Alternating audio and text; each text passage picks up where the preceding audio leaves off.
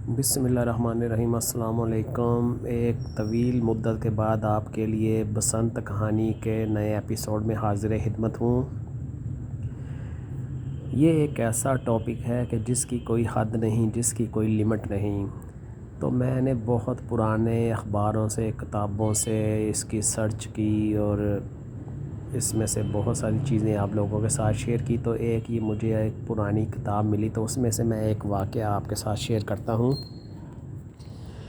واقعہ کچھ ایسے ہے کہ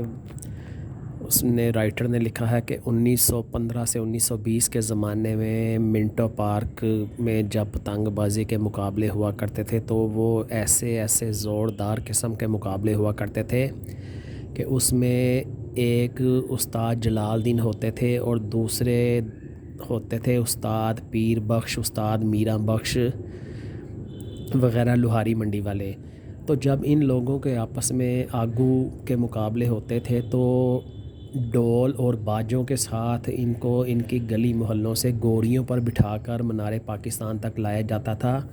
اور راستے میں وہ میوزک والے، باجے والے گانے گاتے تھے مختلف، اور ان پر نوٹ نشاور کیے جاتے تھے، اور باقاعدہ ڈولوں کے ساتھ دمال ڈالتے ہوئے ان کے شاگرد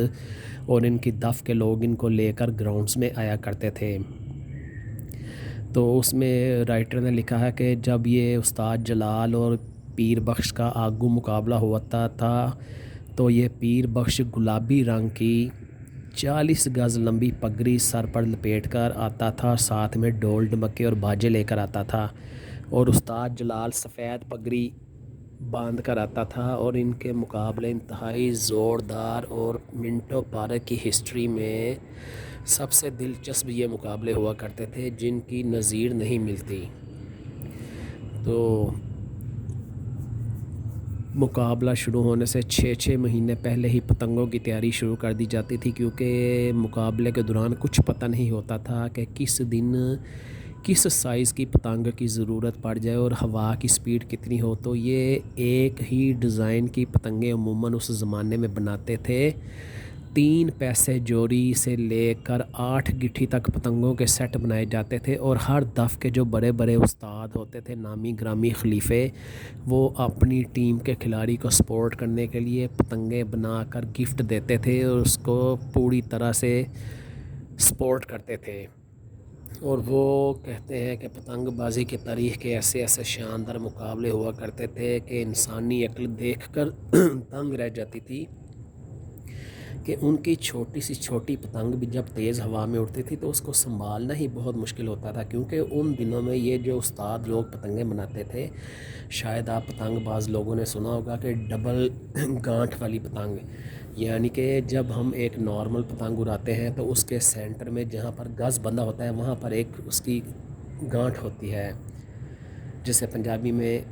بانس کی گنڈ کہتے ہیں۔ لیکن یہ جو لوگ بناتے تھے پتنگیں، اس میں یہ 3 گانٹھیں لے کر آتے تھے، ایک سینٹر میں اور 2 پتنگ کے دائیں اور بائیں والے کندھے پہ۔ اس سے یہ ہوتا تھا کہ عام پتنگ کی جتنی طاقت ہوتی ہے وہ گانٹھ ہونے کی وجہ سے اس کی طاقت ڈبل ہو جاتی تھی،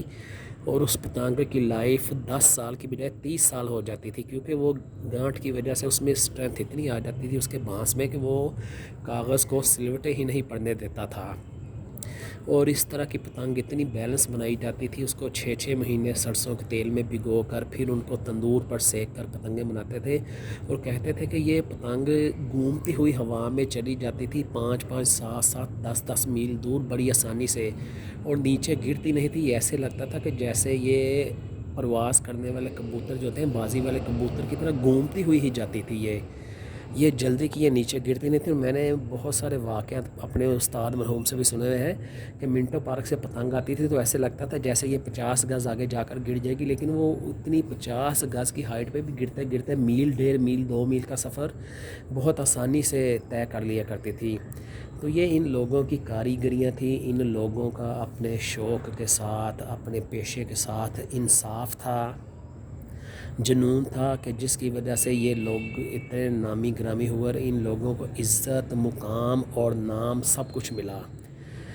تو یہ 2 پیج تھے، 2 ڈھائی پیج پڑھ کر مجھے بہت مزہ آیا، تو میں نے کہا کہ پتنگ بازی کے حوالے سے جو بہت دیر ہو چکی،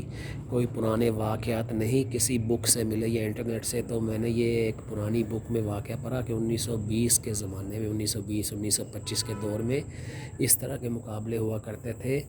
تو میں نے کہا چلے میں دوستوں کے ساتھ شیئر کروں، آپ کو اگر یہ پسند آئے تو کمنٹس میں مجھے ضرور بتائیے گا۔ انشاءاللہ تعالیٰ کسی اور مزیدار سے ایپیسوڈ میں آپ سے ملاقات ہوگی، تب تک کے لیے اجازت دیجیے، اللہ حافظ۔